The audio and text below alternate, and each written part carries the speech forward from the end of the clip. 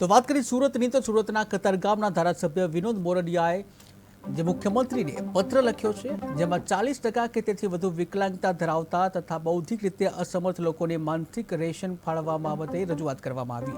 ધારાસભ્યોને વિકલાંગોની સંભાળ રાખતી એક સંસ્થાએ પત્ર પાઠવ્યો હતો અને જેને આધારે તેમણે આ પગલું ભર્યું છે.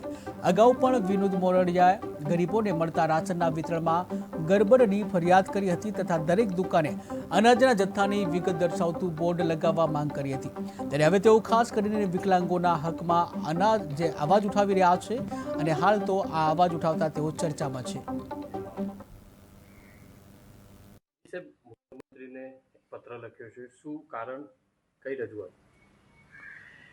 જે વિકલાંગ હોય છે એવા લોકોને જે ખાદ્ય સરકારનો જે નિયમ છે એમાં 40%થી વધારે જે લોકો દિવ્યાંગ હોય છે એમને અનાજનો કોટો ફાળવવામાં આવે છે.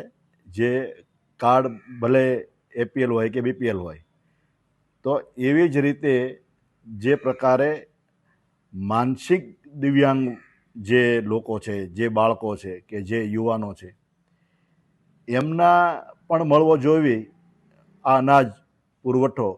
એના માટેની માવજત ચેરિટેબલ ટ્રસ્ટ દ્વારા મને રજૂઆત કરવામાં આવી અને વાંચતા મને એવું લાગ્યું કે આ પ્રકારના દિવ્યાંગ તો દિવ્યાંગ જ છે, વિકલાંગ તો વિકલાંગ જ છે, ચાહે માનસિક હોય કે શારીરિક હોય.